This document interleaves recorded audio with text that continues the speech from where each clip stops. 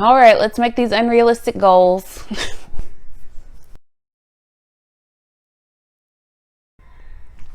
Hey y'all, welcome back to my channel. This is Tasha with Amazing Reads, and today I am here with my 2021 reading goals and my top 9 books I want to read in 2021. So without further ado, let's go ahead and get started. First goal is the numbers goal, and for that I would like to read 200 books this year. 200 is always my stretch goal, but this time I actually put it down as my goal. I just think that that will keep me on pace, and if I don't hit it, it's fine, but I really want to hit 200 books this year. So my next goal is to read 20% nonfiction. I am a lifelong learner. I love to learn new things. I love to deep dive into things, which y'all will see later in the year with some stuff that I have planned. And so with that being said, I don't read near as much nonfiction as I would like to. I think last year I might have read about 10. I really want to get into essay collections and biographies of people who I actually care about. Also, I want to read them at all levels so that I can recommend picture books and middle grade books and adult books that are biographies of people, civil rights leaders that we don't hear about. Whether I hit that or not, anything more than the 5% that I read last year will make me happy. The next project that I want to do is my curating my shelves project. I've only put up one video in this series, but I have been working on curating that shelf. So what I want to do is go ahead and start the series of videos up again. I will have the second video up soon, wrapping up the first set of books, introducing the next set of books that I've been working on since I've been on hiatus, and there will be vlogs and other stuff that I'm working into actually curating that shelf. And another project that I want to tackle is I want to tackle Toni Morrison's standalone books. So all of her fiction, I would like to read through a good majority of those. I believe there's 7 or 8, and I have read 1, and I'm almost done with Song of Solomon, so that'll be 2. I really want to do a first read through. I know that with her works you need to read them a couple of times to really get everything out of them, so I'm very excited to start this journey and hopefully make good progress on it this year. I don't expect to read all of them, but I do want to read a great majority of them, and I own a great majority of them. So that's the next goal. The second to the last goal is to read Maya Angelou's autobiography series. So I have read I Know Why the Caged Bird Sings years ago. I think I was about 9 or 10, and Maya Angelou is such a inspiration to me, and I've never read all 7 of her biographies. So it's a series of 7, starting with I Know Why the Caged Bird Sings. So I want to reread that and go through the rest of them. This is a goal that I really think that I can complete this year because her autobiographies are not that long, and in addition to that, it just goes to different points of her life. So I want to read about Maya Angelou in her 30s and see how she navigated that and everything that she went through. So I'm super excited to start this project, and I really think that I could really finish all of these by the end of the year. And the last goal, the goal by the end of the year is to have completed at least 10 series. So it's ambitious. Try not to start too many more series, but y'all know I love fantasy. Y'all know I love a romance. So we'll see, but that's what those are my goals for 2021, and I hope to achieve most of them or make good headway in them, and I'll consider them a pass or fail. But you know, it's good to reach towards something, so we'll see. All right, so getting into, let me pull out my new bullet journal. This is the bullet journal for this year, so y'all will be seeing this probably in videos, but I have I'll show you all the spread. I have a top 9 of 2021. So I'll start, I just got my stack here. What I did was I had some friends in real life pick for me out of books that I had some bookish friends, which they're my friends in real life too, but I had them each pick 2 books for me, and they're just books that I have been waiting to start, and I just need to just get them done. So the first one on this list is the autobiography of Malcolm X. Me and my friend at work who listen to audiobooks together, she's already listened to this and she told me that I absolutely had to do it. I got the Lawrence Fishburne narrated one, so I will be reading this at some point.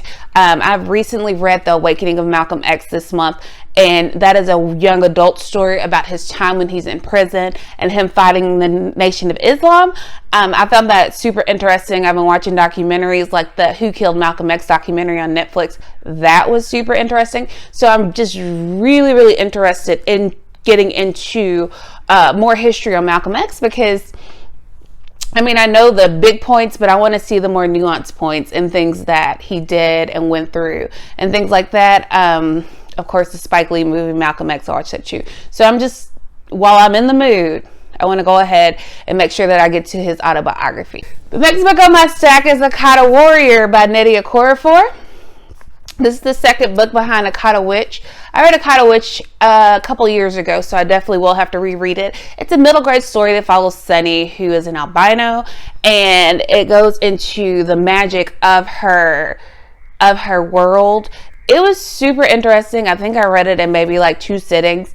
And I really have always wanted to continue on this series. And so my friend Arlene at Locked Press Books, which I will link her Instagram down below, this is one of the books that she picked for me to read. So I definitely want to get to it. So I will probably reread Akata Witch and then continue right into Akata Warrior. And that'll be a series completed. So you see what I did there? You see, I have a couple of what I call super tomes, which are books over 800 pages that I have on my shelf that I keep putting off. So I knew that I wanted to put a super tome on my shelf. So with that being said, I want to read Crimson Petal and the White by Michelle Faber. This follows Sugar, a 19-year-old prostitute in Victorian London, which I love Victorian London. I haven't read that much Victorian literature here recently, or stuff set in the Victorian era. I wanted to read this book. It sounds exactly what I like, because I like Victorian London, but with like the seedy stuff that went on and not like all the prim and proper stuff that they try to present. So this is right up my alley. I've heard nothing but good things about it. It is over 800 pages. It's almost 900 pages actually, but I've heard really good things about about Michelle Faber, especially from, I'm gonna knock out one of my super tomes, at least one this year, and this is the one that I've chosen. So the Crimson Petal and the White by Michelle Faber is the one that I chose. So this is on my list of 9 books to read in 2021. This is the Morrison that I've chosen, and that is Beloved. And so I know this has to do with escaped slaves. I want to get to this one. I'm in a group and they're like, oh, to read a Morrison, you need like a dictionary, a Bible, a mythology book, and a notebook to really get everything. So I'm really excited to get into this one. I know it's going to be hard, and how she is able to pack so much in books that are like 300 pages will never cease to amaze me. So this book that I have is a book that I've owned for a long time, and it is a memoir, and I do want to read more memoirs. And so this one is called Jesus Land by Julia Shears. It's about Julia, who is white, and David, who is black. It's set in the mid 1980s, and they moved to rural Indiana. So I've heard good things about this, and I've had this on my shelf for years. So I really want to make sure that I get to it. And that's all I know about this one, but I really want to do it, and that's Jesus Land by Julia Shears. The next book that I want to get to, I read Pet by this author, and I really loved it. It was a middle grade, younger YA that adults could definitely get a whole lot from. Akwaeke Emezi. The Death of Vivek Oji. I've heard nothing but good things about this. This is their latest work, and so I really want to make sure that I don't let this languish on here. Also, this is a book of the month book, and I have a lot of those that need to be read, so I wanted to make sure that I picked one of these for my list, at least one. I hope to get through a whole lot more than one or start unhauling them, but The Death of Vivek Oji. This is a short novel. It is set in southeastern Nigeria. I want to say there's a trans character in here. I know that this would be a good book to pick up on a weekend and just sit and read the whole thing in one sitting. So that's what I plan to do at some point this year. But this is The Death of Vivek Oji by Akwaeke Emezi, and I really cannot wait to get to this one. The next book that I have is Magic Bike by Ilona Andrews. Star's the one that picked this one for me, and she's been trying to get me to read this series forever. I've had it on ebook forever, and so I really do. I know I said I didn't want to start any series, but I really want to get to this one because I think that it'll be a nice palate cleanser between some of the heavier things that I plan on reading this year. So I want to make sure that I get to it. And I wanted to make sure also that I did put a Kindle book on here because my Kindle book collection is getting out of hand as I run out of shelf space. And so it's by Ilona Andrews. I believe this is a paranormal romance type thing, so I'm really excited to get to it.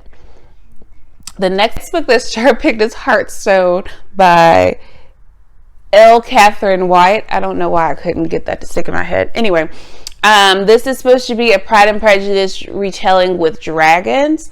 Pride and Prejudice is my favorite Austen.